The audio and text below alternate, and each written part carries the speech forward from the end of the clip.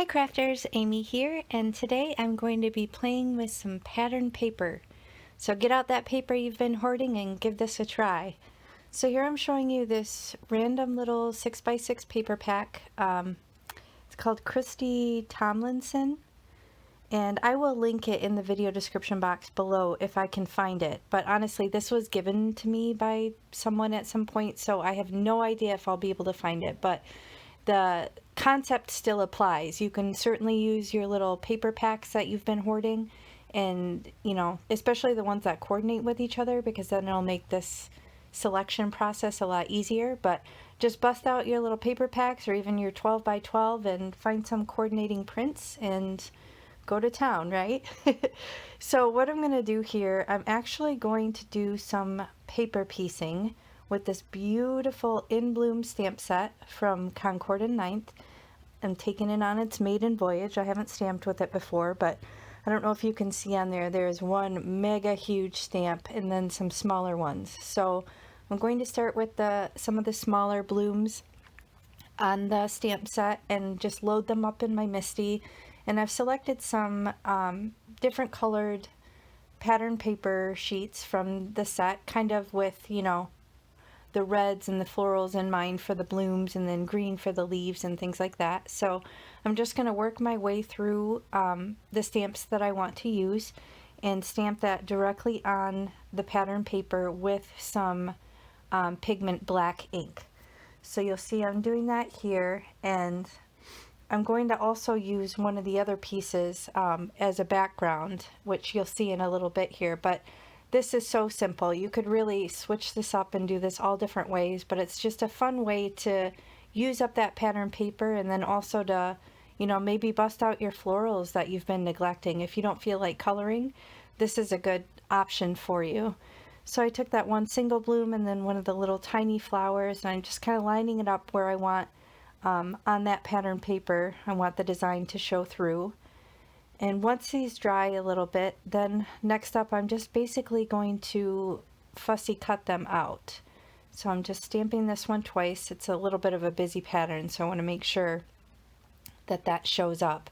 Now here's the one I'm going to use as the background, and you could see how massive that stamp is, right? So this could totally be a square card if that's your jam. I usually do A2 size, so I'm going to end up, cutting this down smaller, but this stamp is so huge it could easily fill a whole panel and then some, and you can see on that 6x6 paper it fills almost the whole thing. So if you wanted to do a square card, this would definitely be a nice stamp set for you to have. But I'm just kind of laying this down. Now if this is too busy for you, you could certainly do this step on like a white piece of cardstock and then just have the pops of color with the blooms that you decide to stamp and cut out. So I'm just going to show you, I'm fussy cutting here, sorry, a little bit off screen, but the main takeaway here is to turn the paper, not your scissors.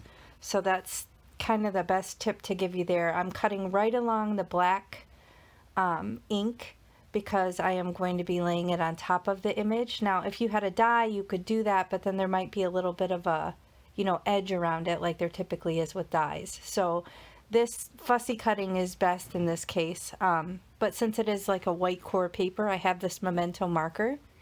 You could use a black Copic or any sort of felt tip type marker, and you just kind of carefully go along the edges, and then it looks more continuous when you start doing the paper piecing. It just gives it a little bit of a neater look. Obviously it's not required, but it does kind of give it that little bit of finished look.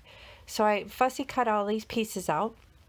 And what's cool about this particular stamp set, which I don't even think I realized until I started doing this, was that those blooms fit perfectly on top of that big single bloom. So it made it really easy to kind of lay these on top. But again, if you could just use the pieces by themselves on a white cardstock, or you could stamp out this big bloom on white cardstock. Lots of different options here. My mind was kind of going a million miles a minute with different ways that I could apply this and different ways that I could use pattern paper. So I'm just attaching this. I did use a stitched edge die cut. That's my Paper Rose, my favorite stitched edge dies just to kind of give that little panel a finished look, and it also cut it right down to A2 size. So once I have that, then I just kind of figure out the pieces, and I'm going to pop them up with dimension. I did use some liquid glue to put the leaves down. The leaves, as you can see, are not an exact match, but the blooms in that little flower are an exact match to that one monster stamp. So that was just kind of a cool design feature that seems a bit unique to this kit. I haven't really seen a stamp set like that before, where it's kind of got the big one group together and then the individual pieces as well for stamping. So I do just liquid glue that other leaf down and pop up the other elements with these little bits of foam squares. Now I thought the black would be nice because it would kind of hide underneath, but absolutely use whatever dimension you have, whether it's foam tape or squares or whatever. It's probably not the most even coverage. I honestly probably should have used tape, but I already had these out, so I was committed. It was right next to me.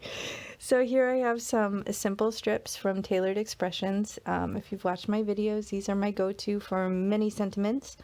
They have one big stamp, one big die, and then they also sell those cool containers that hold all the strips. So I will link all the products that I used in the video description box below.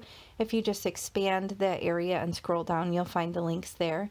But these little black foam bits worked perfect behind the black strips because I felt it really helped mask them. So I was just kind of lining it up where I was going to put it over the flower, leaving that gap in the center because I knew that was already popped up and I wanted it to be even dimension. So just popping down a little bit of liquid glue in between the little foam squares so that will attach it over the flower part where it actually connects with that. So I put that in there, and then I have the I Miss Your Face sentiment and kind of a similar blue color to the pattern paper on the front.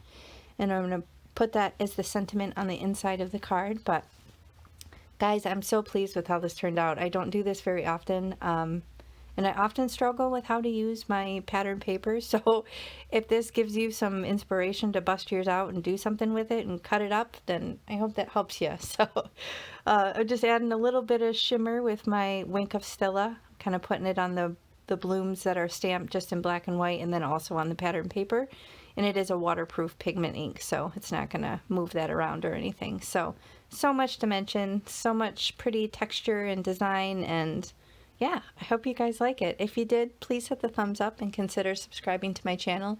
And if you hit the bell, then you'll be notified anytime I post a new video. So I love to hear from you. Let me know what you think in the comments, and I appreciate you watching. Check you next time. Bye.